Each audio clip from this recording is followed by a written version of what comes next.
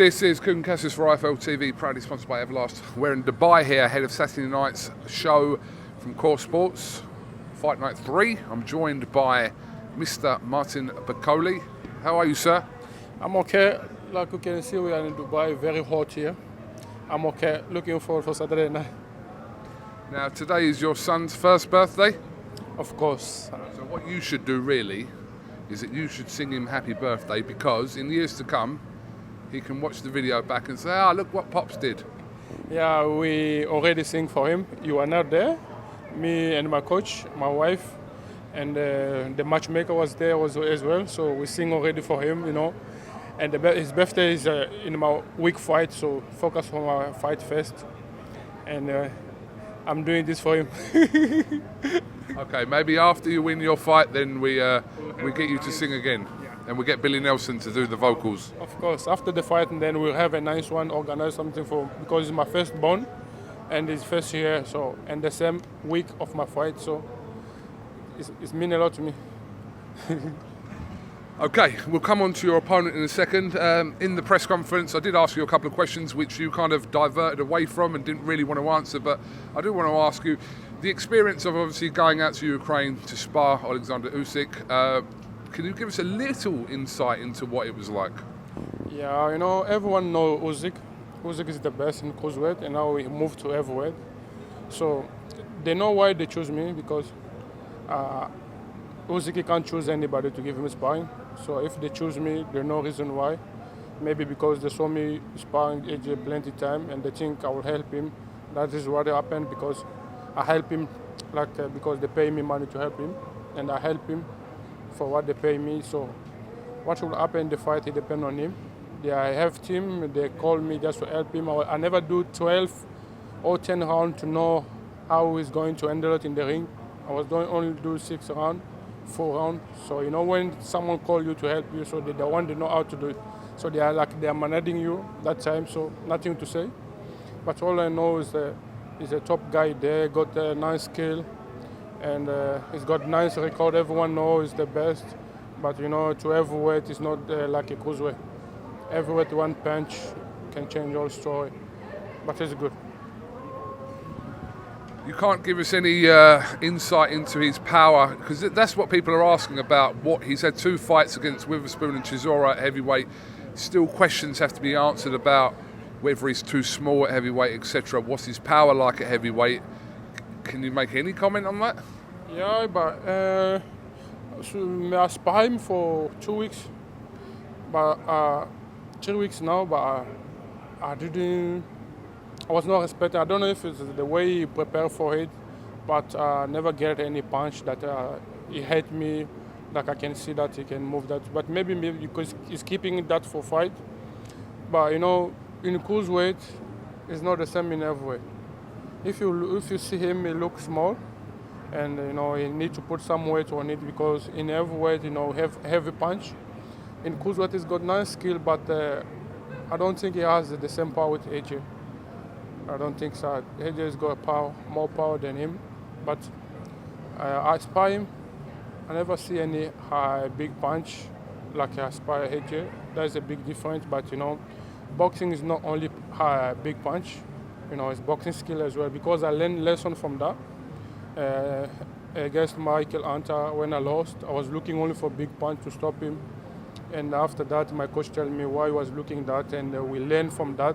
And I start working on speed, and speed equal power. So soon you punching head of someone, so soon you get tired. That is what Usyk doing. But he was doing that in cruiserweight, and now he's in heavyweight. If he was having enough power, he was going to knock Chisora. And Chisora, you know, is a monster. Chisora is a, you know, everyone. I think only Dylan White and Tyson Fury stopped Chisora. But if you watch all his fights, he went on distance because. And David Haye. And David Haye, yeah. And he's got a big heart, so it's hard to stop him. And let's see what he's going to bring on 25 September or October, yeah, against AJ. But it's a good fight. I think it's a good fight, and I think he work on going on distance, because I never see something that is aggressive, you know, to knock AJ out. That's it. That's my opinion. When I did ask you in the press conference about, because we know you're very obviously close and you've sparred with Anthony Joshua, you kind of gave the indication that Anthony Joshua's response to that was, listen, you're a fighter, it's about business at the end of the day. It's about business. It's not like I did to hate Joshua, or maybe I went to Ukraine, to give all the plan, because I've been training with AJ, people not in the gym, I don't know, that is a secret behind the door. So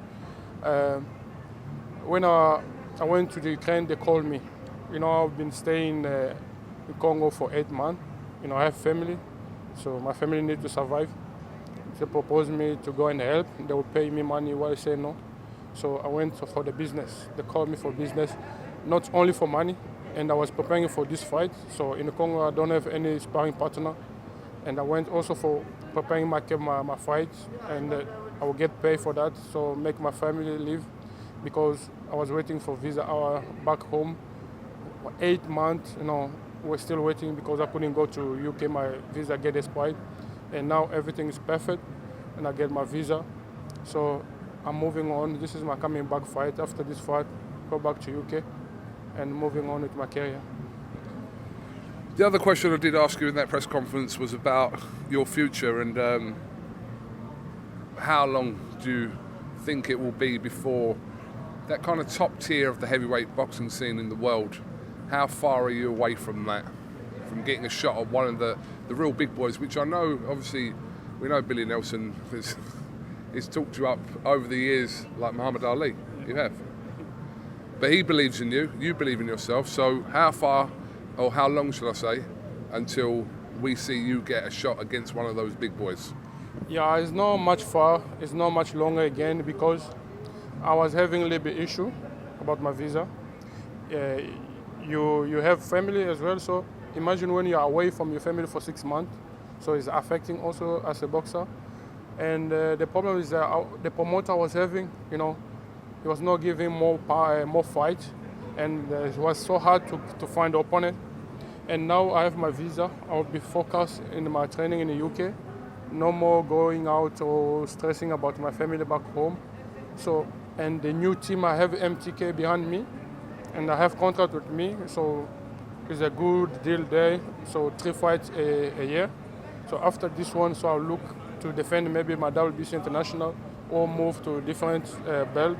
So it's not taking too long anymore because I'm close now. I'm close now to mandatory eliminatory, so defend a IBF mandatory, so challenger. Maybe I'll fight Egovic. Maybe I don't know what my manager will bring me to the table. But me as a professional, as a boxer, I'm focused and focused on my work, and looking forward to move to UK first for get my preparation nice and be ready, be always in the gym for next one. What you're labelling yourself as a comeback fight here in Dubai. Your opponent obviously was there today. Very serious looking opponent today. Didn't say obviously too much, but what kind of fight are we expecting to see on Saturday night? Yeah, this boxing is, when you come to fight someone like Martin Bakole, you need to be serious because, and I was happy he said yes because it was been so hard for me to find an opponent, especially for coming back fight. When you're coming back, and I was like 8 months no training and not doing anything, waiting. When we're waiting for something like a visa, and we've been waiting for that for long, more than 3 years. And soon I get that, I was so happy, and I go back to the gym, start working hard. As a champion, never give up, always work hard. My head is up, so I'm seeing this fight not like going to play. I'm going to the business because I don't have time to lose the fight. I don't have time to take him on distance. So I don't think this guy will do 4 rounds or 5 rounds, no, because my wife will be there with my children, so that's my motivation. And I'm looking forward, and I have a good team behind me, so it's now my time to work because I have a future waiting for me in 1, 2, 3 weeks or month, because the next fight will be a big fight for me. Well, before the talk of any big fight or whatever's after this, you've got a job to do on Saturday night, which is only a couple of days away. So you're focused on that, and then after that, we can start looking forward to what may be. Have you got anything else you'd like to say before we finish, Martin? Yeah, all I can say is just want to thank MTK. I want to thank my coach and Billy for being there, for believing in me. I want to thank also MTK for everything they have done for me and bring me a good promoter with a good deal. So now I'm looking forward for that, and I want to say my love to all the fans, everyone who loves Martin Bakole, and I don't know what to say. All I can say is just thank you guys, everyone who's supporting me back in Scotland, in the UK, around the world. So I appreciate that, for following him on social media, sending him a love message. So I appreciate that. I said thank you again to you for coming down to Dubai again. Very hot, but very hot. And God bless everyone. Thank you. Martin Bakole, thank you very much for talking to IFL TV. We'll grab a word with you after your fight on Saturday. And best of luck. Thank you so much. I'll see you Saturday night when I'll knock someone out.